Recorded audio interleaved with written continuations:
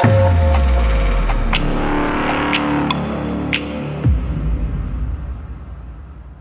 Family, वापस आ चुके हैं हम लोग द रिटर्न ऑफ डेविल के एक और न्यू एपिसोड के साथ। तो अगर आप लोग को वीडियो अच्छा लगता है तो वीडियो को लाइक कर देना, चैनल पर पहली बार आए हो तो चैनल को सब्सक्राइब कर देना और कमेंट करके मुझे बताना कि आप लोग को ये वीडियो कैसा लगा है। तो बहुत दिन से वीडियो नहीं आ रही थी क्योंकि मैं नारुतो का जो एपिसोड्स थे उसको कंप्लीट कर रहा था, तो उसके लिए सॉरी।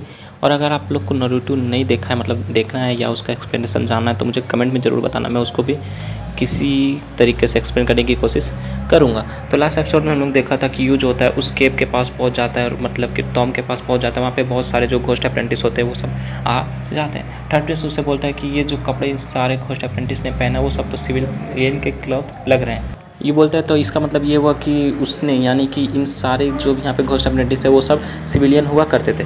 थर्ड प्रिंस बोलता है कि ये रेजल, वो कमीना रेजल की ये सब बदमाशी हो सकती है। ये बताता है मुझे लगता है कि उसने किसी तरह से उस क्रिस्टल के पावर को कंबाइन कर दिया और उसके बाद इन सबको हेल्प, मतलब कि उसकी मदद से इन सबको ऐसा बना दिया। अब मुझे नहीं लगता कि इन लोग को मैं वापस इनके ओरिजिनल यानी नॉर्मल ऑर्डिनरी फॉर्म में ला सकता हूँ। चलो ठीक है, इन सबको इस लाइफ से आज़ाद करता हूँ, यानी कि इन सबका जो खेलेंगे ख़त्म करता हूँ। लेकिन जितने भी वहाँ पर लेजेंडरी घोस्ट अप्रेंटिस होते हैं वो सब चिल्लाना रोर करना स्टार्ट कर देते हैं। और उसके बाद दिखाते एक जो अप्रेंटिस होता है वो अपने मुँह में एक बहुत बड़ा एनर्जी बॉल बनाता है और यू के ऊपर अटैक करने लगता है। यू ये देख के काफ़ी ज़्यादा शॉक हो जाता है, लेकिन वो घोस्ट अप्रेंटिस जो होता है ऊपर की तरफ जंप करता है और अपने मुँह से उस एनर्जी ब्लास्ट को यू की तरफ फेंक देता है। लेकिन यू जो होता है काफ़ी आराम से साइड की तरफ हटता है और उसके अटैक को डॉज कर लेता है और फिर आगे की तरफ बढ़ते हुए उस जो ऊपर उड़ रहे घोस्ट अप्रेंटिस होता है उसके ऊपर अपने हाथ में रेड लाइटनिंग को रिलीज करते हुए उसके ऊपर अटैक कर देता है। लेकिन जैसे वो उसे मारता है वो थोड़ा सा शॉक हो जाता है क्योंकि दिखाते उसने एक को मारा होता है और वहाँ पे बहुत सारे फिर से उसके ऊपर दौड़ के यानी कि अटैक करने के लिए आ जाते हैं। थर्ड प्रिंस बोलता है कि डैम इट, मुझे लगता है कि इस रेजल ने काफ़ी सारे जो सिविलियन थे उन सबको घोस्ट अप्रेंटिस बना लिया, ये तो खत्म होने का नाम ही नहीं ले रहे। यू भी अपनी जो एनर्जी होता है उसको रिलीज़ करना स्टार्ट कर देता है। बोलता है कि मुझे नहीं लगता ये इतनी आसानी से खत्म होने वाला है, लेकिन अब मेरे पास और कोई चारा नहीं बचा, मैं इन सबको एक करके नहीं मार सकता। साथ ही वो बोलता है हेल फायर और अपने हाथ में वो हेल फायर की एनर्जी को फिर से रिलीज़ करना स्टार्ट कर देता है और उन सब से, मतलब कि हेल फायर से उन सारे घोस्ट अप्रेंटिस के ऊपर अटैक करना स्टार्ट कर देता है। वो जितने भी घोस्ट अप्रेंटिस को मारते हैं वहाँ पे और बहुत सारे घोस्ट अप्रेंटिस आते जाते यू ये देख के काफ़ी ज़्यादा शॉक हो जाता है। लेकिन वो जितने भी घोस्ट अप्रेंटिस होते हैं काफ़ी गुस्से के साथ यू के ऊपर अटैक कर रहे होते हैं। यू बोलता है कि मुझे लगता है हेल फायर यहाँ पे काम करने वाली है नहीं, क्योंकि मैं जितना को मार रहा हूँ और भी यहाँ पे आ जा रहे। चलो ठीक है, ऐसी बात है। साथ ही वो अपने हाथ को जमीन पर मारता और बोलता है मिस्टीरियस आइस, यानी कि वो अपनी मिस्टीरियस आइस को यूज़ करते हुए वहाँ पे जितने भी घोस्ट अप्रेंटिस होते हैं उन सबको जमा देता है बर्फ के अंदर और वो सारे के सारे घोस्ट अप्रेंटिस वहीं पर जम जाते हैं। साथ ही ये देख के जो थर्ड प्रिंस होता है काफ़ी ज़्यादा शॉक हो जाता है। बोलता है कि पहली बार मतलब कि जो अंडरग्राउंड लैबिरिंथ में मैंने देखा था शायद वो मिस्टर यू का ओरिजिनल पावर रियल स्ट्रेंथ नहीं था, ये तो काफ़ी ज़्यादा पावरफुल हो चुके हैं, क्या ये है मिस्टर यू का रियल स्ट्रेंथ? यू बोलता है कि चलो इन सबको ये खत्म करते हैं और फिर वो उसकी तरफ देख रहा था। लेकिन थर्ड प्रिंस देखते वो उस घोस्ट अप्रेंटिस से काफ़ी ज़्यादा करीब चला जाता है, उसको छूने की कोशिश करता है। ये बोलता है कि रुक जाओ, तुम्हें इन सबको छूने की ज़रूरत नहीं है। अगर तुमने इन सबको छूने की वजह से मेरी इस आइस मैजिक को टच भी किया तो मैं इसकी गारंटी नहीं ले सकता कि तुम उसके बाद तुम्हारे साथ क्या होगा। हो सकता है तुम इस बर्फ़ में जम जाओगे और उससे आज़ाद करने के बदले तुम्हें काफ़ी ज़्यादा डैमेज सहना पड़ सकता है। फिर यू जो था वहाँ से आगे तरफ निकल जाता है। बोलता है कि जल्दी करो, क्या तुम अपने लोगों को नहीं बचाना चाहते? थर्ड प्रिंस बोलता है यस सर। साथ ही वो लोग वहाँ से आगे तरफ निकल जाते हैं।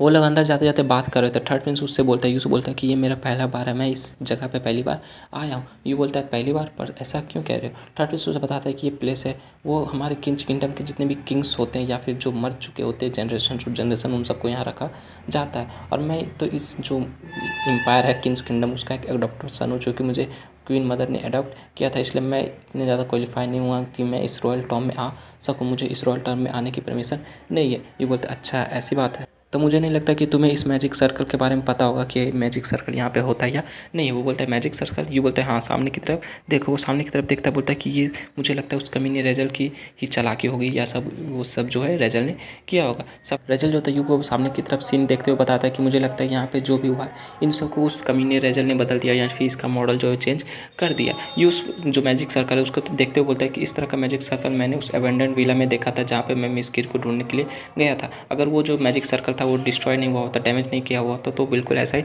दिखता। साथ ही वो सामने दिखता है तो वहाँ पे एक क्रिस्टल लगा होता है, उस क्रिस्टल के अंदर कोई बंदा होता है, वो बंदा और कोई नहीं जेनी होती है। ये देख के थर्ड प्रिंस दौड़ता हुआ आगे तरफ बढ़ता है, बोलता है जेनी, और वो दौड़ रहा था। बोलता है मैं तुम्हें अभी बचा लूँगा, मैं तुम्हें बचा लूँगा। लेकिन वो आगे बढ़ ही रहा था तभी दिखाते हैं एनर्जी अटैक उसके ऊपर होता है। वो साइड की तरफ देखता है, मतलब कि वो दौड़ रहा होता है तो वो साइड की तरफ देखता है एनर्जी अटैक उसके ऊपर होने वाला होता है। लेकिन तभी दिखाते यू जो होता है काफ़ी रफ्तार के साथ आता है और उस एनर्जी अटैक के पहले उस थर्ड प्रिंस को वहाँ से निकाल के ले जाता है। उसके बाद उसको बोलता है कि तुम्हें हमें ज़्यादा इस तरह उतावले होने की ज़रूरत नहीं है, हम लोग को थोड़ा सब्र करना होगा, क्योंकि यहाँ पे और भी बहुत सारे लोग हैं। वहाँ पे दिखाते हैं उस जो स्टोन होता है उसके बगल से एक बंदा आता है और वो बंदा आइस मैजिक यूज कर रहा होता है और वो रॉजर होता है।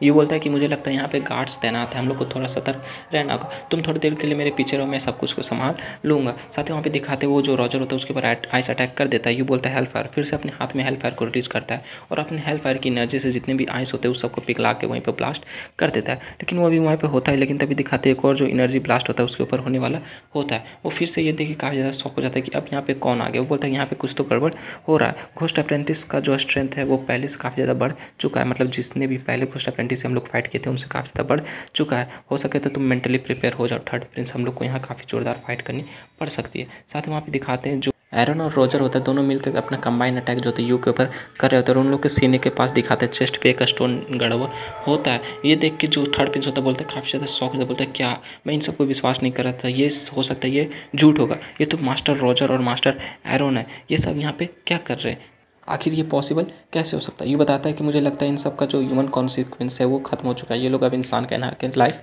नहीं है। थर्ड प्रिंस बोलता है कि मिस्टर यू इन सब की मदद करो। ये बोलता है कि ये जो ड्रीम क्रिस्टल इन सब के सीने में लगा हुआ है इन सब से जुड़ चुका है और मुझे लगता है इन सब की वजह से ये सारे जो भी तुम्हारे दोस्त थे एरन और घोस्ट अप्रेंटिस बन चुके हैं।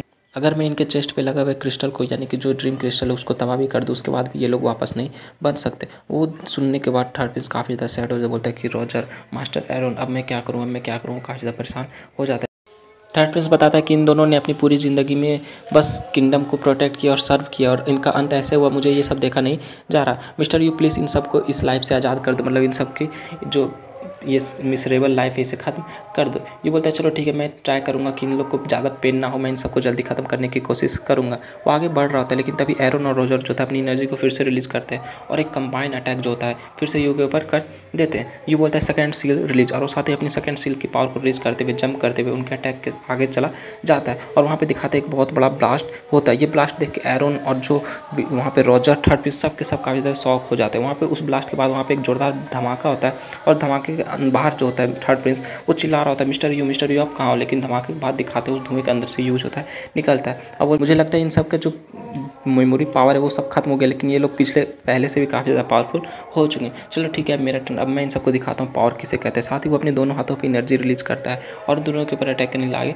बढ़ जाता है। लेकिन जो एरन और रॉजर होता है वो अपना कुछ स्पेशल मंत्र पढ़ता है और अपनी एनर्जी को काफ़ी ज़्यादा बढ़ा देता है और फिर जो रॉजर होता है वो जंप करते हुए अपने आइस अटैक से यू के ऊपर अटैक कर देता है। यू भी अपने हाथ में अपनी हेल फायर या फिर जो एनर्जी होता है उससे एक तलवार बनाता है, शॉर्ट बनाता है और सामने की तरफ स्लैश लगा देता है उसके अटैक से साथ उसके बर्फ के साथ, जिससे की वजह से उसका बर्फ पूरी की पूरी तरह तबाह हो जाता है। वो उसकी बर्फ को अभी तबाही किया होता है, डिस्ट्रॉय किया होता है, लेकिन तभी उसे कुछ अजीब फील होता है क्योंकि उसको साइड से वहाँ पे दिखाते मास्टर एरन ने अटैक कर दिया होता है अपनी लाइटिंग से। वो पीछे की तरफ जंप करते खुद को बचाने की कोशिश करता है, लेकिन दिखाते हैं मास्टर एरन जो होता है वो कुछ स्पेशल मंत्र पढ़ रहा होता है और उसकी वजह से उसकी पावर काफ़ी ज़्यादा बढ़ रही होती है। साथ ही वो अपनी एनर्जी को काफ़ी ज़्यादा रिलीज़ कर देता है और बहुत सारे लाइटनिंग जो होता है यू के ऊपर गिराने लगता है। यू काफ़ी रफ्तार के साथ इधर से उधर भाग रहा होता, बोलता है कि अगर मैं इसको यानी कि मास्टर एरन को रॉजर से कंपेयर करूं तो इसका थंडर जो है उसके आइस अटैक से काफ़ी ज़्यादा पावरफुल हो चुका है। वो अभी संभल नहीं रहा होता है, लेकिन तब भी वहाँ पे दिखाते हैं वहाँ पे उसको चारों तरफ से लाइटनिंग और आइस अटैक ने घेर लिया होता है और उसके ऊपर अटैक कर दिए होते। ये बोलता है चलो ठीक है मैं वापस लेता हूँ जो मैंने तुमसे कहा था, मतलब कि अब मुझे थोड़ा सा सीरियस होना होगा। साथ ही वो काफ़ी रफ्तार के साथ इधर से उधर भागता और उनके अटैक को डॉज कर लेता है और फिर बोलता है कि मैं चाहता था कि तुम लोग को काफ़ी आराम से मार डालूँ, लेकिन अब मुझे नहीं लगता कि मैं वैसा कर सकूँगा, उसके लिए सॉरी। साथ ही वो अपनी एनर्जी को और ज़्यादा रिलीज करता है और फिर काफ़ी रफ्तार के साथ उन दोनों की तरफ बढ़ता है। वो दोनों अभी भी यू के ऊपर अटैक कर रहे होते हैं, लेकिन यू जो होता है आगे बढ़ता है और अपने दोनों हाथ में एनर्जी रिलीज करते हुए उन दोनों को जोरदार पंच मारता है और उनके सीने जो क्रिस्टल होता है ड्रीम क्रिस्टल उसको तोड़ देता है। बोलता है कि यहीं पे ये सबको खत्म करते हैं और फिर इन दोनों का जो लाश होता है उसको लेकर आगे तरफ बढ़ जाता है। बोलता है कि मैंने इन दोनों के क्रिस्टल को डिस्ट्रॉय कर दिया, लेकिन फिर भी ये लोग मूव कर रहे हैं। मुझे लगता है जो घोस्ट अप्रेंटिस लेजेंड लेवल के एस टीम के मेंबर थे, इन दोनों को जब घोस्ट अप्रेंटिस बनाया गया इन सब के पास कुछ एक्स्ट्राऑर्डिनरी पावर आ चुके हैं। वहाँ पे दिखाते यू जो सोच रहा था उन सब मर गए होंगे, लेकिन वो लोग अभी भी दोनों जिंदा होते ड्रीम क्रिस्टल के निकलने के बावजूद। मास्टर एरन जो था यू की तरफ देखता है और दोनों जो रॉजर और एरन कुछ स्पेशल मंत्र पढ़ते हैं और वहाँ पे दिखाते फाइनली वो तीनों बंदे एक बहुत बड़े आइस के अंदर, बर्फ के अंदर दब चाहते हैं, मतलब कि उसके अंदर जम चाहते हैं। यूज होता है रॉजर की तरफ देखता, बोलता है कि ये बंदा एक्चुअली मर चुका है और इसने जो अपना पूरे का पूरा एनर्जी खुद था उसको यूज करके मुझे मेरा मूवमेंट को यहाँ पे रेस्ट्रिक्ट कर दिया, मतलब कि हम तीनों को यहाँ पे जमा दिया। और अब बारी है मास्टर एरोन की। मास्टर एरोन जो है अब अपनी पूरी एनर्जी को यूज करते हुए मेरे ऊपर अटैक करने वाले लाइटनिंग से, और यहाँ पे हम तीनों को खत्म करने वाले। मुझे लगता है कि तुम दोनों काफ़ी अच्छा पार्टनर थे मास्टर एरोन और रॉजर, लेकिन तुम लोग यहाँ पे कुछ भी नहीं कर सकते। तभी दिखाते मास्टर एरोन जो था फिर से कुछ स्पेशल मंत्र पढ़ता है, वहाँ पे जितनी भी लाइटनिंग उसने जमा की होती है वहाँ पे उन तीनों के ऊपर गिर जाता है। वहाँ पे एक जोरदार ब्लास्ट होता है और जो थर्ड प्रिंस होता है वह भी चिल्ला रहा होता है मिस्टर यू मिस्टर यू, और यहीं से साथ ये एपिसोड होता है खत्म हो जाता है। नेक्स्ट एपिसोड में हम देखेंगे कि यू उन सब की जो कंबाइंड पावर उसके साथ कैसे बचता है, क्योंकि वो फर्स्ट अप्रेंटिस से मतलब अपोस्टल है, इन सब से तो वो मरने वाला है नहीं। तो मिलते हैं नेक्स्ट वीडियो के साथ, तब तक के लिए bye bye, stay happy, spread love.